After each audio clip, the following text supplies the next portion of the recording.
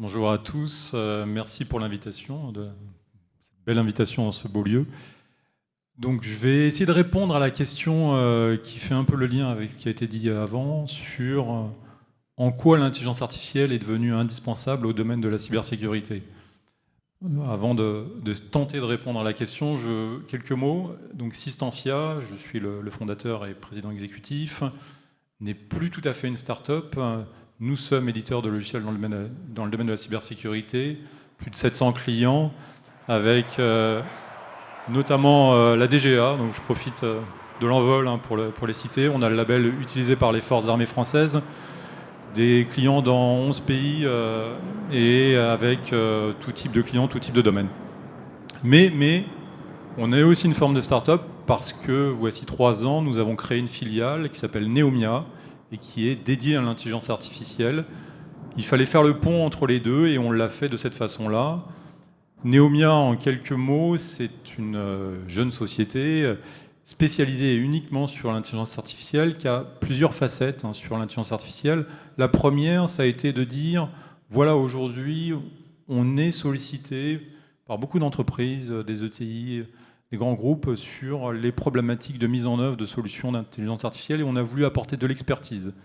On intervient pour un des grands groupes dans le domaine de la chimie avec le calcul optimisé de formules pour essayer de le moins abîmer possible des cuves parce que le changement de cuve coûte très cher, donc on essaye d'optimiser les degrés, la température dans des process chimiques, des pièces mécaniques, des industriels. On essaye de détecter les défauts dans les pièces et l'intelligence artificielle apporte cette capacité à aller plus loin que l'œil humain. Donc ça, c'est un premier aspect de Neomia.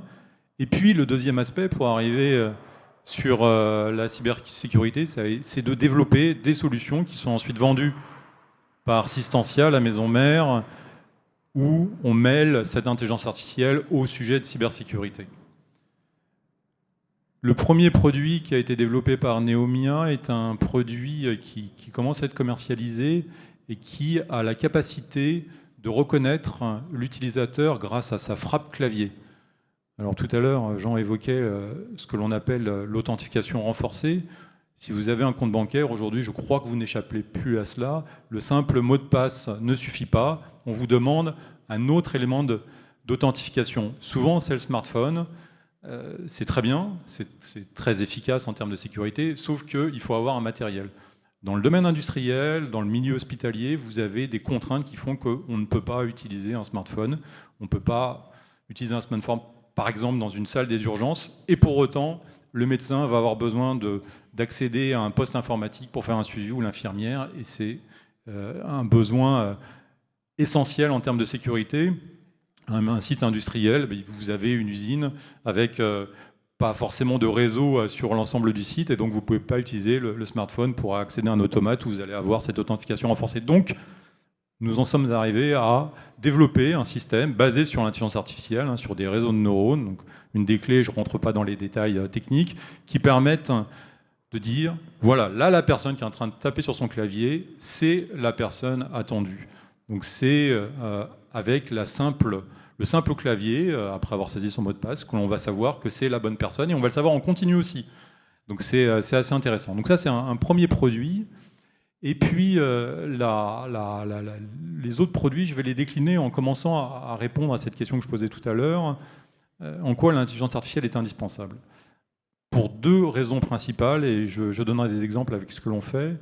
La première raison, c'est que Jean l'a cité, la menace aujourd'hui, c'est doté de l'intelligence artificielle. Nos attaquants en face ont été les premiers à s'emparer des moteurs de conversation, ChatGPT et autres, pour être capables de faire beaucoup mieux. Il y a quelques années, quand vous receviez un mail suspect, il était mal écrit, il y avait des éléments qui vous laissaient penser que c'était juste une tentative d'escroquerie. Et puis vous en avez vu de plus en plus sophistiqués parce que derrière, l'attaquant avait pris le temps de regarder vos profils sur les réseaux sociaux, avait été capable de voir que dans votre organisation, eh bien, il y avait la comptable qui s'appelait de cette façon-là, et donc avait fait un mail, bonjour monsieur, avec le bon nom, et avait pris 1, 2, 3 heures pour essayer de faire quelque chose de très sophistiqué. Là, on pouvait plus tomber dans le piège, Et la fraude au président et tout ce genre de système est très courant et a fait perdre des millions et des millions d'euros à certaines organisations en France. Voilà, on en était là et l'IA est arrivée. Ce que vous voyez aujourd'hui sur ChatGPT, Mistral et autres, c'est une capacité à maîtriser totalement l'usage du français. Vous posez une question en français ou dans n'importe quelle langue, le moteur d'IA est capable de comprendre. Et il est capable de générer une réponse dans votre langue ou dans une autre langue, peu importe, et de switcher de l'un à l'autre. Donc une maîtrise syntaxique du français qui est phénoménale. Eh bien, ce qu'un attaquant avant prenait 2-3 heures à faire et il le faisait pour une cible, une organisation qui ciblait, l'IA va être capable d'aller chercher en parallèle sur les réseaux sociaux des dizaines et des dizaines d'organisations cibles et de construire les mails adaptés pour faire la même menace vers n'importe quelle organisation. Et donc, on n'est plus en 2-3 heures pour une cible, on est en quelques secondes pour des dizaines de milliers de cibles. Voilà ce qui a changé entre hier et aujourd'hui avec ce que l'on connaît dans le grand public dans le domaine de l'IA. Donc c'est une vraie révolution et c'est une révolution à laquelle il faut répondre aussi par une évolution de la réponse avec aussi de l'IA.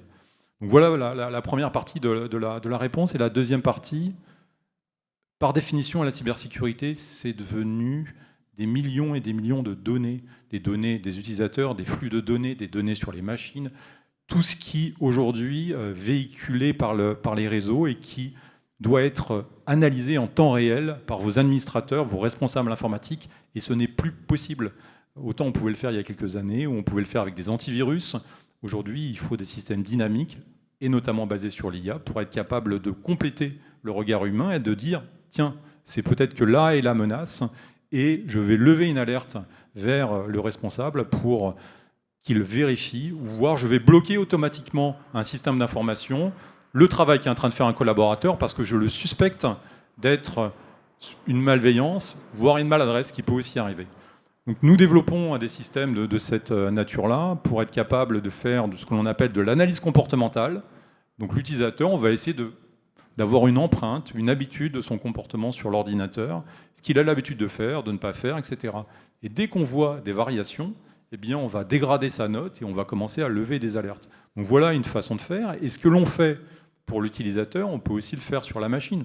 Ce serveur, ce poste de travail a tel fonctionnement habituellement, il utilise tant de mémoire, il utilise tant de ressources, il est sollicité pour ça, ça et ça. Ça devient son empreinte.